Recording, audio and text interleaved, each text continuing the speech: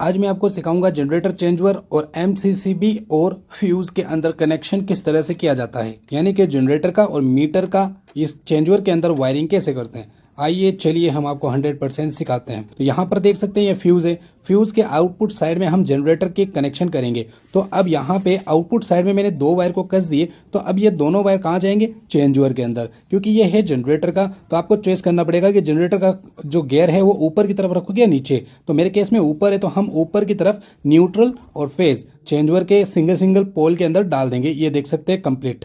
तो ये हो गया हमारा जनरेटर का आउटपुट साइड से आने वाला हमारे चेंजओवर के अंदर इनपुट। ये है हमारी एमसीसीबी जो कि ऊपर की तरफ लाइन है, नीचे की तरफ लोड है। तो हमारे केस में नीचे की तरफ लोड है, तो हम नीचे कनेक्टर्स लगा करके हम एमसीसीबी के अंदर वायरिंग कस देंगे। तो देख सकते हैं यहाँ पे आउटपुट के लिए हमने एक वायर को कनेक्ट किया फेज वाले और ये न्यूट्रल वाले को। ये दोनों कहाँ जाएंगे, ये हमारे चेंजओवर के अंदर जाएंगे। क्योंकि मैंने फैसला कर लिया ऊपर की तरफ जनरेटर होगा गियर डालने पर, तो नीचे की तरफ जब गियर डालेंगे तो नीचे मेल लाइन होगा, ऊपर जनरेटर नीचे मेल लाइन। तो हम मैं नीचे मेल लाइन करूंगा, तो नीचे कहां पे कनेक्शन करना है, जो खाली पोल दिख रहे हैं ये वाला और ये वाला, इन दोनों में फेज न्यूट्रल करेक्ट साइड में डालना है। तो देख सकते हैं न्यूट्रल की जगह न्यूट्रल, फेज की जगह फेज हमने कनेक्ट कर दिया। तो ये देख सकते हैं हमारे एमसीसीबी से आउटपुट होकर के हमारे यहाँ जनरेटर चेंजओवर के अंदर आ गए हैं। अब हमारे घर के अंदर से जो लाइन आती है न्यूट्रल और फेज, इसको कहां पे कनेक्ट करें, इसमें कोई फैसला नहीं है। इसमें ऊपर भी कर सकते हैं, नीचे भी कर सकते हैं, आपकी इच्छा अनुसार।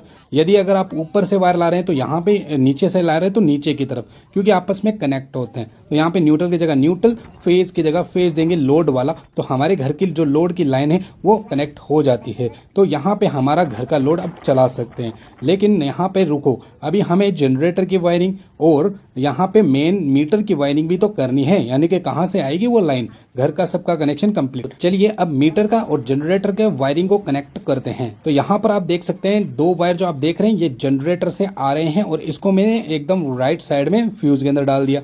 यहाँ पे अब हमारे मीटर से जो लाइन आ रही है ये वाली है, और इसके साथ में एक होल्डर है। जब लाइट आती है जाती है तो हमें होल्डर में लाइट बल्ब से हमें मालूम पड़ जाएगा बिजली आई हुई है नहीं। तो यहाँ पे अब ऊपर की तरफ मैं लाइन की तरफ जोड़ दूंगा। मीटर लाइन को साइड में करने के बाद होल्डर जो होता है इसको भी मैं कस दूंगा, ये एज ए इंडिकेटर काम करेगा। तो यहाँ पे वायरिंग हो जाती है कंप्लीट। चलिए दिखाते हैं। यहाँ पे जब बिजली फ्लो करेगी तो फ्यूज के माध्यम से होते हुए जनरेटर की लाइन ऊपर की तरफ आएगी।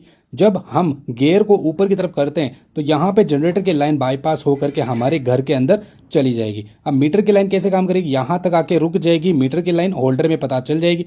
अब जैसे ही हम एमसीसीबी ऑन करेंगे तो नीचे की तरफ से हमारे आउटपुट निकलेगा, यहाँ तक पहुंच जाएगा। जब हम गियर को नीचे करेंगे तो यहाँ से होते हुए बाईपास हो जाएगी लाइन और हमारे घर के अंदर बिजली ऑन हो जाएगी और हम काम कर सकते हैं।